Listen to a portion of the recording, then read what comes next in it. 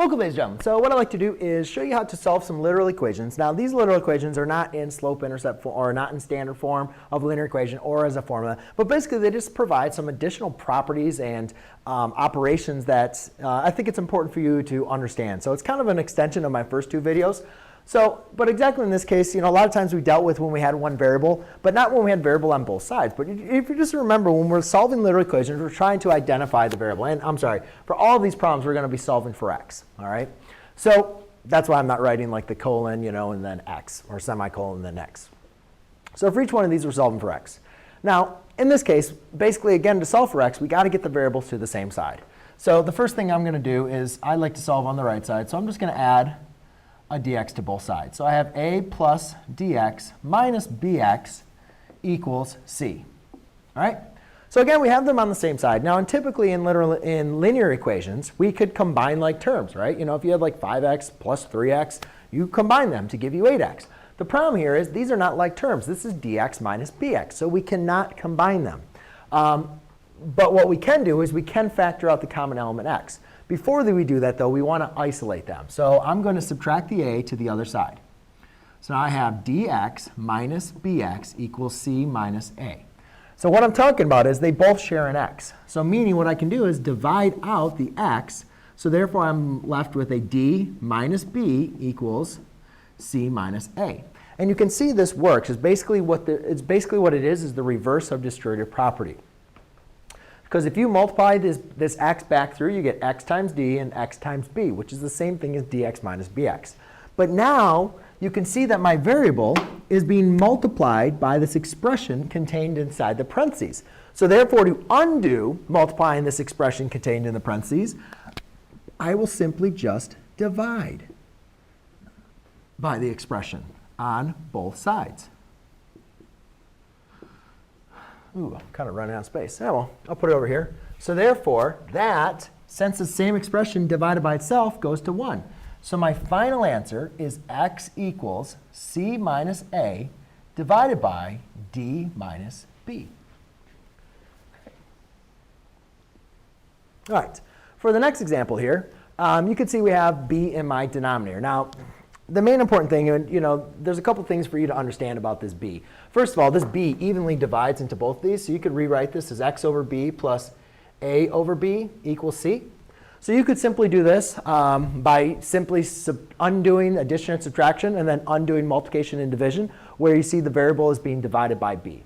However, a lot of times what we like to do is just get rid of the fraction from the start, right? We have this being divided by b. Let's just undo dividing by b.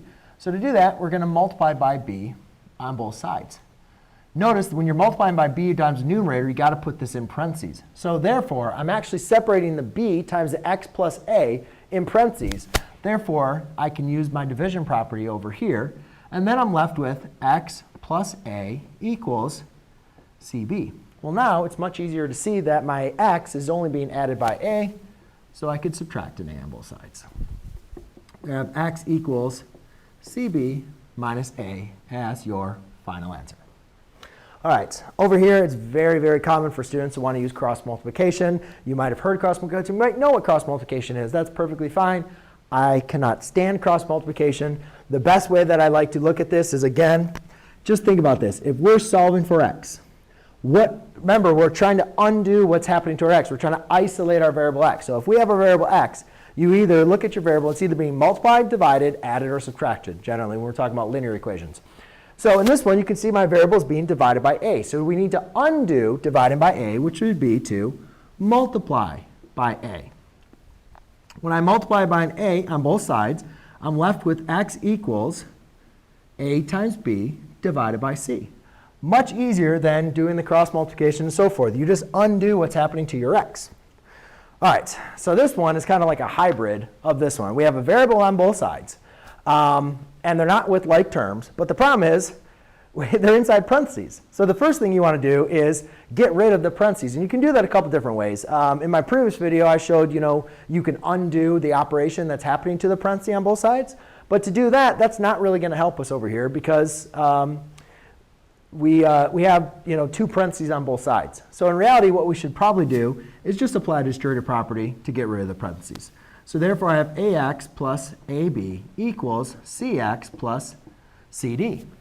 Now you can see it's very similar to this example. What I'm going to want to do is get my x's on the same side.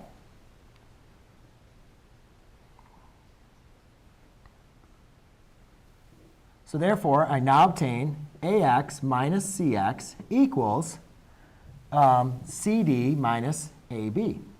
Now again, I can factor out my x. So by factoring out my x, I'm left with A minus C equals CD minus AB. And then I can just divide by my A times C.